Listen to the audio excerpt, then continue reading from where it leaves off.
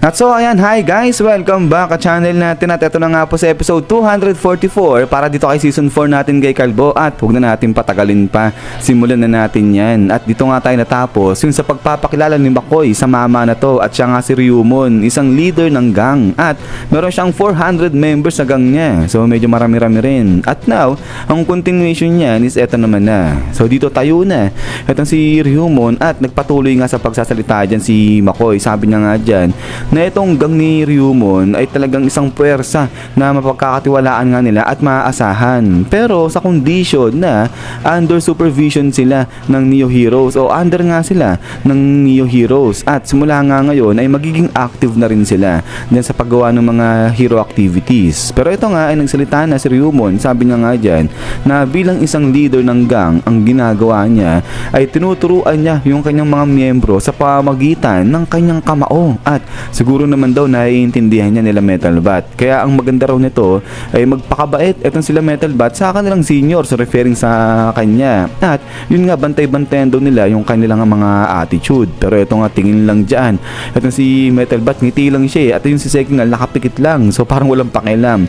Etong dalawa na to dito kay Ryumon kahit na sobrang yabang niya. But then suddenly, ay ayun nga, biglang pumunta sa likuran niya etong si Axel at nagsalita na nga rin siya. Sabi niya nga dyan na kahit paanong sabihin nito nila Makoy, ito ni Ryumon na pagpapaganda sa kanyang reputasyon ay hindi raw mababago niyan yung mga nakaraan niyang crime. At eto nga ngayon, tingin na etong si Ryumon dito kay Axel. Sabi niya nga dyan, hindi kasi ano na siya nagkaroon na siya ng change of heart, sabi niya ganyan. So sinasabi niya dito na mabait na siya, hindi na siya salbahe. Pero eto nga ngayon ay pinakilala na ng maayos ni Makoy at si Axel. So sabi nga ni Makoy rito na ito si Axel, isang young leader at pinamumunuan niya yung grupo na kung tawagin na Hunters at talagang napakagiting ng grupo raw na to dahil meron silang record na successfully nakakapatay sila ng maraming mga halimaw na. So ngayon, itong si Axel kasama na yung kanyang 47 na members ay magtatrabaho na nga rin dyan sa Neo Heroes at magiging active na sila simula ngayon. At ito tuloy pa nga rito ni Makoy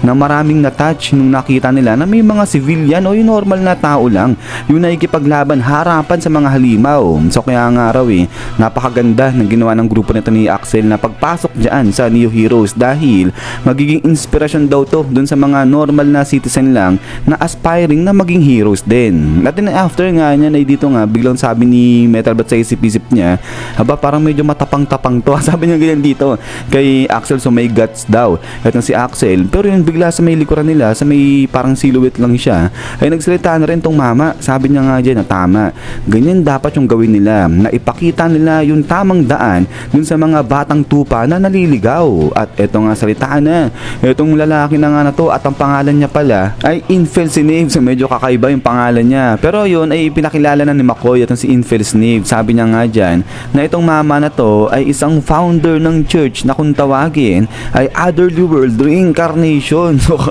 grabe, si Kai yung pinasamulan nito ni Infel Snave. At ayun nga, ang tuloy dito ni Makoy na recently lang talagang nag-increase, dumami yung kanyang mga followers hanggang sa umabot ng araw to ng 3 million. So grabe, sobrang dami ng members ng church nito, 3 million. At lahat nga raw ng 3 million na yon wino-worship etong si Infel Snave. So ngayon, dahil nga raw nasa sumali na etong si Infel Snave dyan nga sa Neo Heroes, kaya yung kanyang 3 million na followers, lahat yon so suportahan na rin itong Neo Heroes. So grabe, ang laki ng nahakot nila. So kaya nga ito natutuwa etong si Makoy. Sabi niya nga dyan na dahil nga rito sigurado yung pabor ng public ay talagang mapupunta na sa kanila at yun yung tinatawag nila na public opinion, tataas na rin daw yan. So ibig sabihin lang nito, gaganda yung reputasyon ng Neo Heroes dahil nga sa nahakot nila, nakuha nila etong si Infel Snave na meron 3 million followers. So ito ay medyo parang nahihiwagaan lang dyan etong si Shiryu. Sabay sabi niya nga dito,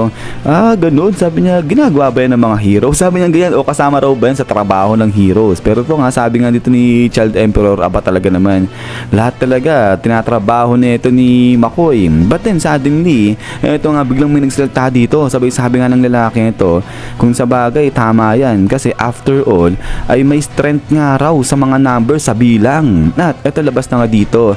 Itong si Zaydats naman. So ito pinakilala na rin ni McCoy itong lalaki ito. Sabi nga ni McCoy na mayaman sobra itong lalaki na to. So nagmamanage daw yan siya ng multiple companies. So kaya pala mayaman to. At ito nga lapit siya kay Metal Bat. Tapos yun inaabot niya itong kanyang calling card. Sabay sabi niya nga rito kay Metal Bat na yung kanyang SNS account ay merong 40 million na followers. So grabe sobrang dami. At ito nga sabi ni Metal Bat na hindi naman daw siya gumagamit ng SNS. So siguro parang yun yung Instagram nila dito. But anyways, ito nga ngayon tuloy ni McCoy na yung abundant fans ng Neo Heroes, yung karamihan nun o yung malaking part nun dahil sa investment na binigay nga sa kanila ni Zaydat. So grabe, sobrang yaman nga ng lalaki na yun. At ito nga ngayon, tingin si Sekingal, sabi niya rito kay McCoy, ganoon naman pala. Tapos ilalagay na McCoy sa front line. Itong si Zaydat, hindi ba masyadong delikado yun? Sabi niya ganyan. At ito ngayon, salita na. Itong si Zaydat, sabi niya nga dyan na hindi, okay lang daw yun. Wala silang dapat alalahanin dahil mostly ng kanyang budget ay inilaan niya nga raw sa kanyang sariling equipment. At itong ngiti-ngiti lang dyan. Itong si Zaydat. Pero sa isip niya, habang nakatingin dito kala Sekingal, mga poor people, sabi niya ganyan. So grabe, mayabang din. Itong lalaki ito mahihirap daw. Itong sila McCoy saka si Sekingal. But anyways, ay pagkatapos nga niya, ay ito nga ngayon, biglang may pumasok na babae. Sabi niya nga dyan, napasensya na, ngayon lang siya dumating kasi medyo tumagal daw yung extension ng kanyang eyelashes. At ito nga, parang napatulala dito. Itong si Child Emperor at ayun, napangiti. Itong si Shiryu. At then suddenly, ay biglang napunta kaagad sa gilid niya. Itong si Shiryu, grabe, sobrang bilis gumalaw na lalaki na ito pagdating sa babae. Pero yun nga, ngiti-ngiti na dito. Itong si Shiryu at nagpakilala siya dito kay Wavi. Sabi niya nga dyan na siya si Shiryu. Pleased to meet you, sabi niya ganyan. At ayun si McCoy, ipapakilala niya na itong si Wavi. Pero biglang nagsalita itong si Child Emperor, napasigaw pa siya. Sabi niya, teka lang, ikaw si Wavi Gaza, sabi niya ganyan. So na-excite itong bata natin. Pero yun pala, by the way guys, ay di ba yung pangalan ng babae ito si Wavi Gaza. Tapos yun na bago na, ayun na siya si Wavi Gaza. So dahil daw yan dun sa cover page. But anyways, yun going back, ay ito nga ngayon ay biglang napatanggal na ng kamay niya itong si Shiryu dyan kay Wavi Gaza kasi nga ang init daw, sabi niya ganyan, sobrang init na paso siya. At ayun, makikita dito umuusok na ito si Wavi. So parang nainis yata siya, nabwisit siya rito kay Shiryu, kaya yan talaga nag-iinit, literal nag-uusok itong si Wavi Gaza. But din salita na siya, sabi niya nga dyan na pasensya na kasi kakaplansya niya lang daw ng kanyang dress, kaya kung po pwede wag daw hawakan niya ni Shiryu kasi baka malukot, sabi niya ganyan. So medyo masungit itong babae na to. But anyways, ito nga ngayon ay pinakilala ni McCoy ito si Wavi Gaza ng maayos. Sabi niya nga dyan, nakatulad nga sa pagkakaalam nila na etong si Wavi Gaza, isang sikat na idol at nakuha niya nga raw yung overwhelming na support ng mga teenagers. So kaya nga sigurado yan, kapag meron doon nagsalita ng di maganda dito kay Wavi, sigurado makakatikim yun sa kanyang mga fans. Pero maliban pa rito, after ng 6 months na hiatus nga raw natin ni Wavi Gaza na kung saan in-injure niya yung mga pagkarami-raming mga human experiments, ay ngayon nagbabalik siya bilang